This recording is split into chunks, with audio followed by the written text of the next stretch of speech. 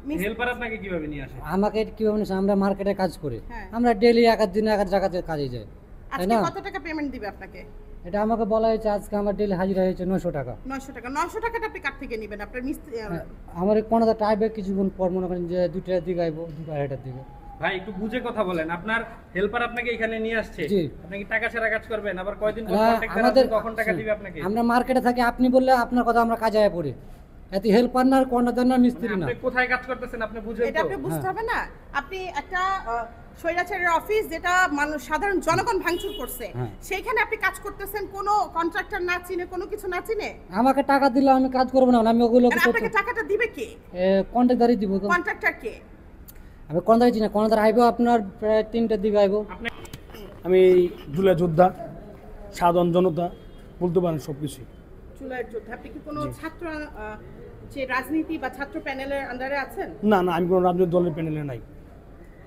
তাহলে আসলে আপনি এই যে পার্টি অফিসে আসলেন, এটা আসলে কোন মোটিভে বা কোন কিছু চিন্তা করে? দেখেন, আপনারা যদি এটা ভেবে থাকেন আমরা কেন পার্টি অফিসে আসলাম, শুধু এটা নিয়ে যদি আপনারা অনেক বেশি নিউজ করেন তাহলে তারা ফুলে যাবে, দুষ্কৃতিকারীরা ফুলে যাবে যে আমাদের নিয়ে তো নিউজ তৈরি হচ্ছে।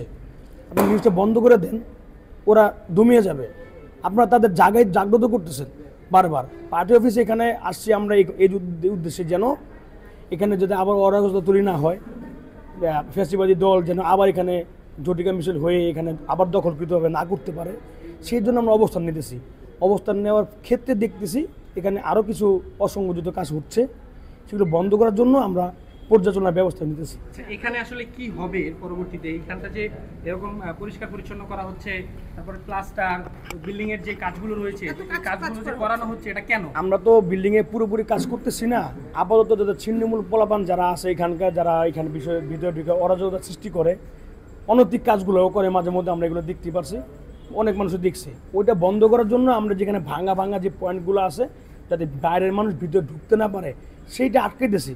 এই জন্য আমরা গেটের ব্যবস্থা করছি, যেন কেউ ইচ্ছাকৃতভাবে আইসে এখানে আবার নোংরা না করতে পারে। এটা কোন আসলে অর্থের বা কোন তহবিল থেকে আপনারা করতেছেন? আমাদের আপনাদের একটা সাধারণ, আপনি তো বললেন যে আপনি সাধারণ জনগণ, আপনি জুলাই যোদ্ধা, আপনি কোনো পলিটিক্স এর সাথে জড়িত নাই, এটাও তো আপনি বলছেন নাকি? দেখেন, একটা কথা বলতে চাই এখানে, কোন তহবিল থেকে আপনারা একটা কথা বলতে চাই এখনো, যদি আমরা যদি সংস্কারের চিন্তা ভাবনা করি দেশের জন্য, মানুষের জন্য, তাহলে ফান্ডিং এর চিন্তা করলে আর আমরা আগাইতে পারবো না। আমাদের দেশ আগের ওই 17 বছরের মধ্যে রয়ে যাবে। আচ্ছা, আপনি ব্যক্তিগতভাবে কি করেন?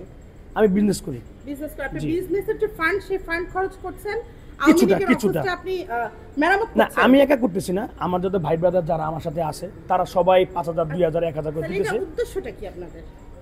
এটা উদ্দেশ্য তো আমরা আগেই বলে দিয়েছি যে আমরা এখানে একটা এই ইনস্টিটিউট তৈরি করব গণহত্যার জন্য আর ফ্যাসিবাদ দূরীকরণের জন্য। এখানে আমরা এখান থেকে মনিটরিং করার চেষ্টা করব, যাতে এই এলাকার মধ্যে বা বাংলাদেশ, সারা বাংলাদেশের মধ্যে কোনো এই ফ্যাসিবাদ জন্ম নিতে না পারে, সেই জন্য এখানে দুর্গত সৃষ্টি করে। জুয়েলকে আমি এটা সঠিক জানি না, আপনি ওনাকে জিজ্ঞেস করে দেখেন। জুয়েলকে না না, যেহেতু আপনি আমরা দেখলাম ঢুকলেই উনি আপনি জিজ্ঞেস করলেন কাজ বন্ধ কেন, সবকিছু আপনি তত্ত্বাবধানে, তাহলে জুয়েল নামে একজন ওনাকে পাঠালো, সেই জুয়েলটাকে পাঠানো বিষয়টা হচ্ছিল এটা আমি জানি না জুয়েলকে, বাট আমরা ওরা এলাকা থেকে আসছে বলে দিছি যে একজন মিস্ত্রি পাঠাও। অনেক সেই মিস্ত্রি জুয়েল হতে পারে বা রাকিব হতে পারে বা আনিস হতে পারে, যে কেউ হতে পারে। এটাতে আমরা বিষয়টা বুঝতে পারি না। তালায় হকার একটা নতুন কোনো কর্মসূচির জন্য তারা এখানে মিটিং করছে? না না, অসম্ভব। এখানে কোনো কর্মসূচির জন্য মিটিং হবে না, এখানে কোনো রাজনৈতিক দল এখানে ঢুকতে পারবে না, এখানে আপনার ওই কোনো সংগঠন ঢুকতে পারবে না, এটা আপনি ক্লিয়ার থাকেন। এখানে শুধু আমরা সংস্কার করতেছি যেন এই আগামীতে কোনো ফ্যাসিবাদ এখানে জন্ম না হতে পারে, এবং এই বিগত ফ্যাসিবাদী যে সরকার তারা এখানে জটিকা মিছিল হয়ে এখানে আবার অবস্থান না নিতে পারে, সেই জন্য আমরা দেখতেছি। বাকিটা আমরা যা যা করা লাগে এটা আমরা